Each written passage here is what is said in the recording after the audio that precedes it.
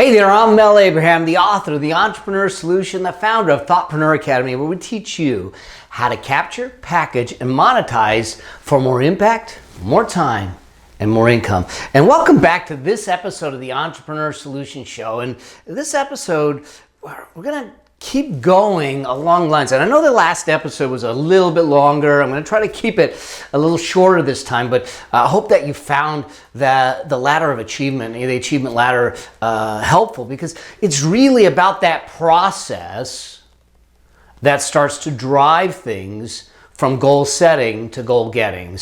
But in this episode, we're going to talk about the 10 key habits that the most successful entrepreneurs and people have. I'm going to walk you through that whole process, and we're going to talk a little bit about habits, although I talked about it on an earlier episode, but that's the key. And we're going to talk about the habit builder. And if you want to get the habit builder, just go to melabraham.com/session052, or just text me. Text me at my legacy, one word, my legacy 38470. I'll make sure that I send you the download link so you can get access to that tool, to the habit builder. And I'll see you back here right after this brief introduction. See you here. Bye. Welcome to the Entrepreneur Solution, where highly successful entrepreneur Mel Abraham becomes your entrepreneurial mentor. Here, Mel reveals his business building strategies and even gets a chance to answer your questions. Mel Abraham, a CPA by education, but an entrepreneur by exhilaration, and a true believer in the entrepreneurial way of life. It's through entrepreneurship that we create community, support society, and live our dreams. Woo-hoo! It's where possibility meets reality again, and you can have the life and lifestyle you want, one of freedom and peace of mind. Welcome to this episode of the Entrepreneur Solution, where it's time for you to be bold, dream big, and live life your way.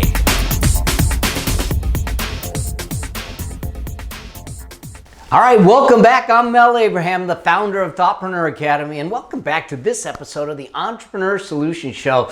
And it's going to be cool to really talk about this, because I want to talk about habits. I want to talk about what is the difference? What is the difference maker? Why is it that some people are able to accomplish their goals, to get what they really want in life? And I think it comes down to routines and habits. I mean, that's the bottom line. And the question that I have for you is, what habits do you have? Are they productive habits? Are they habits that are moving you towards what you want? Or are they busy habits? Things like, surfing the internet and doing things like that, or playing on your phone, or sitting around watching TV. It's been said that the average American watches 4 hours of TV every day. 4 hours every day. I mean, we got to look at how we use our time and the kind of habits that we have, the kind of habits that we create, to see what we can do to shift our results. Now I talked about habits in a prior episode. It was episode 34. If you haven't gone through that episode, make sure you go through that episode. I'm going to touch on some of the concepts from there really quickly here, but I go much deeper in episode 34. So go back to episode 34 on habits. It's going to talk about some of the elements of habits in that context. But what I want to talk about here, once I summarize that, is the 10 habits of the most successful entrepreneurs. What really is driving them? So when we talked about habits, we talked about the habit loop. And this was it was a concept that was introduced in the book, The Power of Habit. If you have not got this book, make sure you get it. Make sure you read it. I know a lot of people get books and they don't read it. There's a habit that you need to think about, is start reading. Read a book a week, a book a month, something. Think about the knowledge that you would soak in if you made that a habit. And so what he talks about, Charles Duhigg, in the, and I hope I pronounced his name correctly, in The Power of Habit, he talks about something called the habit loop.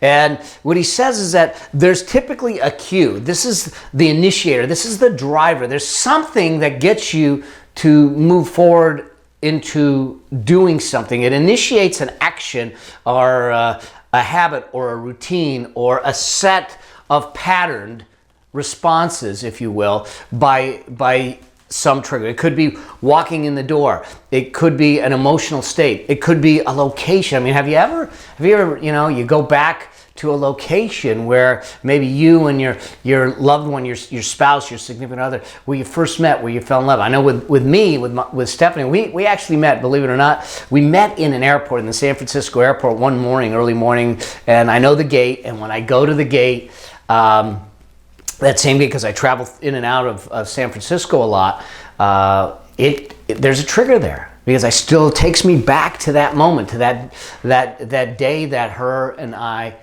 met, and when you have those kinds of things, there is a cue in that, and if we understand the cue, we can then either shift the cue, change the cue, add a cue, delete the cue, do something to affect the habits. But that cue triggers a routine, and from there, that routine is the set of patterned responses. It's what we do repeatedly after that cue. Sometimes you'll go in, maybe it's traveling. It used to be that I would get into a hotel room and I'd automatically order room service. There was something about that cue. Now I wanted to break that because it really wasn't a healthy thing to do. To do that, if I wasn't hungry, eat properly, and so I shifted that habit. So, and I'm telling you this to understand what he talks about in the book, and to realize that when we get conscious of our routines, when we get conscious of what triggers the routine and what the routine is, we can then start to adjust and tweak it. But a lot of times we're completely unconscious to the habits that we have. And we're unconscious to the triggers or the cues that we have. And then he talks about the reward. Typically what's happening when we're moving through a habit, through a routine, a set of patterned responses, is this element of a reward. It's what we gain from the habit. It's why we do it. And habits can be positive, habits can be negative. You can be a smoker. You could be all kinds of things that are negative, that there's still some sort of personal gain that comes out of it that will be driven by it. So the question then is, what is the reward when it comes down to that habit? So these are the three things three primary things that they talk about in the power of habit. And if we can control any three of those, we have the ability to adjust and tweak the habits, or manipulate, if you will, the habits to allow us to be more successful, to allow us to accomplish what it is we want, to allow us to elevate ourselves at a different level.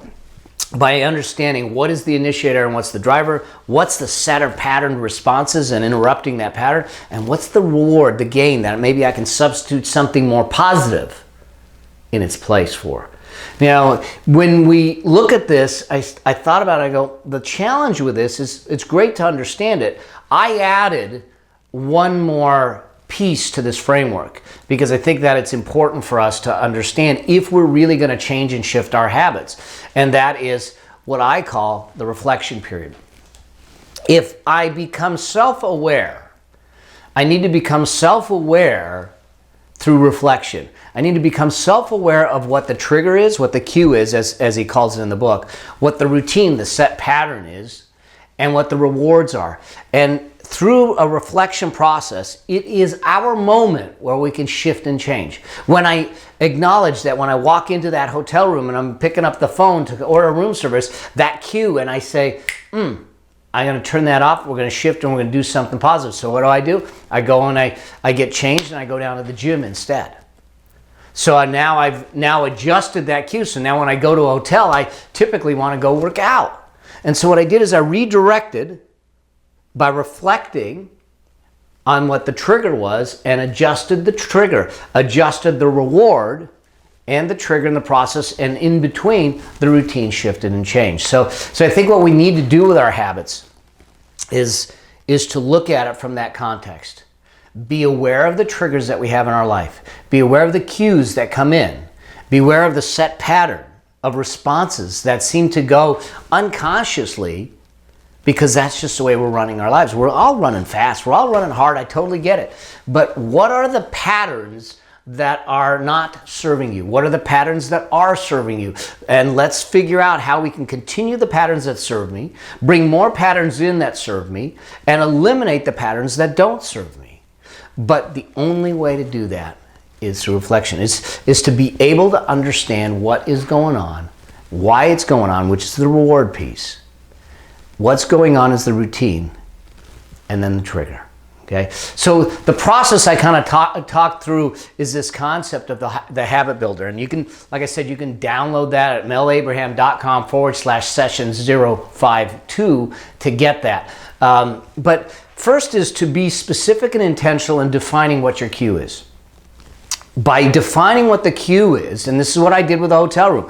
I had that cue, and it was originally triggering off the pattern response of ordering room service. Now I said, no, this is my cue for me to get changed and go and work out at the gym. Define the cue, and I'm not going to take you through the details that I did in episode 34. Go back to episode 34 because I want to get to the 10 habits of the most successful entrepreneurs. Define your reward, and make sure that there's an expectation association with this. Now, what I mean by that is having positive expectancy associated with the outcome. What is that association that you've created in that process? And last is a belief community. In other words, I want to surround myself with people that support the habits that I want to create. Okay, if I'm trying to break a bad habit, but I'm hanging around a lot of people that have that bad habit, I'm not going to say it's impossible. It's just going to be a little more difficult. So I want you to download the habit builder, but I want you to download the habit builder and I want you to use it to start to create the habits, some of the habits that are the 10 most successful habits of entrepreneurs, which I want to touch on now. So let's get to it. It's what I call the Entrepreneurial 10. And I've had a chance to spend a lot of time, first me being an entrepreneur for decades, 3+ decades as an entrepreneur, working with boards of directors, working with my clients and my high level mentoring clients and strategic work, working in my workshops. I've had a chance to see what happens, and I've been able to dissect what I think are the 10 typical habits of very successful entrepreneurs. And we're talking about entrepreneurs that could be mom and pop shops, that are solopreneurs, thoughtpreneurs, as I call them, that are doing some of the things with their expertise, to large scale companies like people like Tony Hsieh. Gary Erickson's the founder of Cliff Bar. Tony Hsieh was with Zappos, and even some that aren't with us anymore, Steve Jobs. What are their habits? And so what I want to take you through is these 10 habits, and as we go through them, what I invite you to do is to focus on what, not only do I have it in my life, but score yourself. Rank yourself on a scale of 1 to 10. And if on scale of 1 to 10, your average score is less than an 8, we got some work to do. All right, so score it on a scale of 1 to 10 as we go through this. The first habit is service. Those entrepreneurs that are ultra successful, they come from a place of service. They come from a place of making an impact. They come from a place of making a difference. How is it in your life? The things that you're trying to do, the things that you're trying to create, the things that you're trying to build. Is it from a place of service? At what level is that? I know that I feel totally honored and blessed to have the opportunity to do the things that I'm doing, to be able to speak to you, to be able to share my time with you, to do this in a way that for me is one of the greatest gifts in my life, to be able to serve at that level. And and to have that impact, because I see what it's done for the people that I've worked with directly, for the people that I've worked with indirectly. In fact, I just had someone post a YouTube video just the other day talking about some of the elements in the book and the Entrepreneur Solution and everything. And I said, that's what energizes me. And yeah, granted, okay, I make a living at it, but I make a living doing a lot of different things. So it's not just this. So this allows me to be of service. But at the same time, I look at my beautiful wife, and here she is leading an incredible sales team. She's been responsible for hundreds of millions of dollars of sales. She's been doing it for decades. She says she's a child protege, but she's been doing it for decades, and she's been incredible at it. And the reason I believe she is so incredible is not only because she's intelligent and smart and articulate, and she understands, she's in the medical field, so she understands the science, but she comes from a place of service. Her team is like her family, and she's there to serve them. She wants to see them grow, and that's her sole focus. She wants to see the doctors that she serves grow, and that is a big deal. So what is it with you? Is it coming from a place of service? What's your score on a scale of 1 to 10? If it's below 8, we need to find something, because that's going to drive the passion. Here's the second one that I found, is they manage their state. And when I'm talking about state, I'm not just talking about psychology, which is absolutely imperative. You know, I talk about mindset a fair amount. Getting the mindset right is huge, but I'm also talking about your health, your fitness, your vibrancy, your energetic state. All of that has an impact on your ability to succeed. Fact of the matter is that as an entrepreneur, we are in high stress positions. We're constantly dealing with obstacles, challenges, and issues that come up.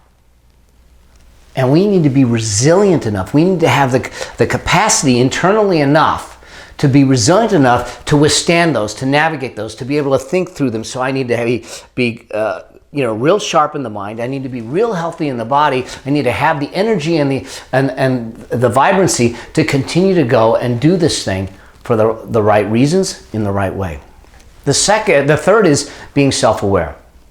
Being aware of my strengths and weaknesses. You know, a lot of them will be self-aware. They'll take the time to evaluate themselves, look at things differently, and see maybe they need to develop themselves. And they spend the time with self-development and personal development, and they want to continually grow. So being self-aware is another one of the keys. You know, again, I ask you, on these last two keys, where are you?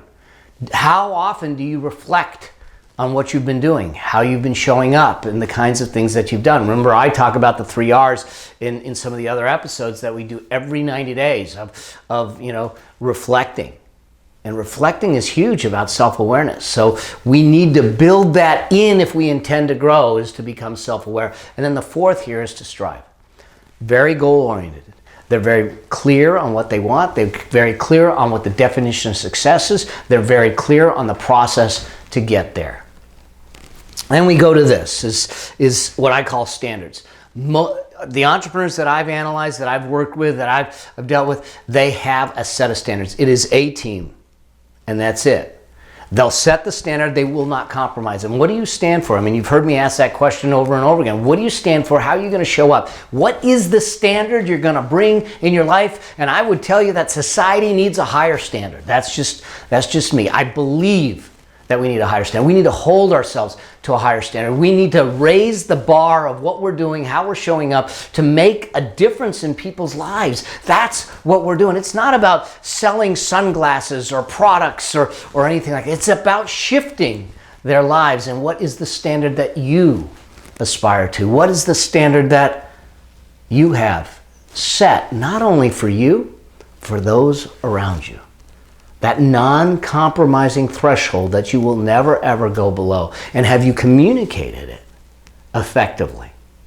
And those entrepreneurs that are ultra, uber successful, they set a standard and they will not compromise. Now, some people say that they're, pardon the expression, hard asses about it. But if you intend to be one of the best, if you intend to set a standard and set a threshold, well, then you gotta be married to it. You cannot compromise on it. Another way to look at it is, what are their values? I talk about it a lot, driven by values and vision, values and vision. Then the sixth one is they're strategic in all the choices they make. They don't make flippant choices. They don't squander their decisions. They make a lot of decisions each and every day. So being strategic, to think it through and ask the questions about what is the pattern? Where does this take me? What is it going to do next? How does it affect this next step? And think just like a chess game, 3 or 4 moves ahead. Look at the alternatives and be strategic in every choice and every decision that you make. And those that are not strategic and not in alignment, one, with the standards that you set, the values that you set, the vision that you set, and not in alignment with their purpose and your mission, then they should fall by the wayside, and they decisions we probably shouldn't be making. So making all choices and decisions strategically in a way that maximizes your upside, maximizes your ability to get results, and minimizes the risk. Then we have, they're constantly in search for opportunities, search for growth opportunities, search for more in the way of their own personal growth, and they're on a constant search. How can I do this better? How can I be better? How can I serve my team better? How can I serve the customers better? And it is this constant desire to be better, and they're on this journey of search. Then I think that this goes back to this self-awareness piece. They're constantly surveying. They're surveying themselves and saying, how did I do that? But they're also surveying the environment. They're surveying the landscape. They're surveying their customers. They're looking at the team, and they're willing to listen to the feedback to see what's going on. And through that process, they can then look at it and say, I need support. Now, a lot of times support comes in the form of a team, but what I want to talk about here is what I've noticed with the ultra uber successful entrepreneurs is not just the team, because I am successful because of my team. I am successful because of my family, because of my son, because of his fiance, because of my wife, and because of all the great friends and colleagues that I have out there that are supporting me and pushing me and energizing me to stay on task, stay on this mission, and continue to do this. That is absolutely true. But I'm going to talk about mentors, and I did a whole nother episode on mentors. I want you to make sure you find that episode and listen to that, because there's a different 4 types of mentors that you can get, and you got to get the right one for the right reasons at the right time. But all of the top entrepreneurs have mentors. Do you have mentors? Do you have life mentors? Do you have business mentors? Do you have relationship mentors? Do you have the right mentors in your life right now to step it up, to raise the standard, to raise the bar? And if you don't, let's find them. Let's find them and let's get them in your life, because in 12 months, working with the right mentor, stuff will be different. And that leads to the last piece. And this is the one thing that I saw all over and over and over again. They schedule stuff. They schedule their success. Okay? They don't look at success as some complacent accomplishment that comes over time. It is scheduled. Now, maybe we don't achieve the same success on schedule, but what they have done is they've calendared it. They've planned for it, they've set it in place, and they've done it based upon all the other 9 elements that I have here. So let me ask you this. Have you scheduled your success for this year? Have you figured out what success looks like for you? And I'm not talking about just financial. Financial is certainly one of them, but health-wise, relationship-wise, spiritually, emotionally, all those things. Have you defined what that is? And have you scheduled it? So here's what I'm going to invite you to do. Now, these are the 10 that I have found. I call it the Entrepreneurial 10. These are the things the traits and the habits that I see that exist in the ultra successful entrepreneurs. And here's what I'm going to invite you to do. Go back to the habit builder and take each one of these 10 and design the habit that you need to create in your life to bring each and every one of these up to an 8 or above. Think about it. If I was coming from a place of service, I was managing my state at a level of my vibrancy, my energy, and my psychology, all that, at a level that was above an 8. What would that do for me? How energized would I be? What energy would I bring to accomplish the tasks that I'm doing? Think about this. If I was self-aware and I set myself for striving and goal setting and goal getting, and I set standards that were not movable, that were not compromisable, that were high, that I raised the bar, what would that do for me in 12 months' time? And then I take those standards and I take that vision and I look at things and say, strategically, here's the choices I need to make. And I may need to search for opportunities that fit those choices.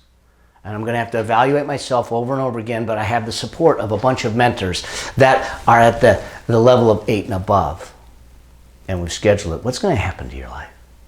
Now you could turn around and say, Mel, this is a bunch of hogwash and it's too much work. Is your life too much work? Is your success too much work? Is your business too much work? Is it too much work to create the life that you and your family and your team and everyone else deserve? And I would tell you no. So take the time. Let's build the Entrepreneurial 10. Let's get these habits. Think about how that's going to affect and infect your life in a positive way moving forward. So I hope that you found this helpful. And I wanted to make this one a bit shorter than the last one, because the last one was really long, but I wanted to give you these 10 Entrepreneurial 10, because I think that the more of this we can get in our life, the higher level of these kinds of habits that we can create in our life. And I could dig down in each and every one of them, and I may in future episodes to tell you exactly how.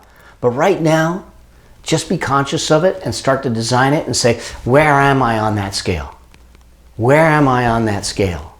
And push yourself 8 to 10. Make sure you're above an 8. Make sure you're above an 8, and stuff will change. So I hope that you found this of value to you. Remember to download the Habit Builder. Go to melabraham.com/session052, or just text me, my legacy, one word, 38470, and I'll send you the download link and do that. And do me a favor. These habits work for, we build these habits. They work for anyone. They work for kids. They work for teens. I've worked with them with high-level executives. And I've worked with them with kids at the karate school. So share this. Share this with a friend. Share it with a family. Share it with someone that you think this would help them understand that maybe there's 10 habits, that if they only focused on 10 habits, how their life, their business, and everything they do would change. And if you haven't done so already, and I hope you have, subscribe. Hit the subscribe button. Stay with me, because I got a whole lot more stuff coming your way, and this is going to be an incredible, incredible year. We've got some things planned. And if you have a question for me that I can help you with, just go to askmelnow.com and leave me your question there, and I'll make sure that I get it on one of the future upcoming episodes of the Entrepreneurial Solution Show. And again, it's a blessing to have you here. I feel honored for each and every one of you. The comments that you're sending me, the notes that you're sending me, keep them coming. Let me know what's going on. Let me know what you think, and let's see what I can do to serve you and support you, because that is a great gift to me. So thanks again, and I'll see you in the next go around. Until we do, may your vision be grand, your journey epic, and your legacy significant. See you soon. Cheers. Bye. We hope you enjoyed this episode. Make sure you subscribe so you get access to all of Mel's business and success tips. And if you like this episode, share it with a friend. If you have a specific business or success question, you can ask it at www.askmelnow.com. Remember, it's all about being bold, dreaming big, and living life your way, because the world needs you. Until the next episode, may your vision be grand, your journey epic, and your legacy significant.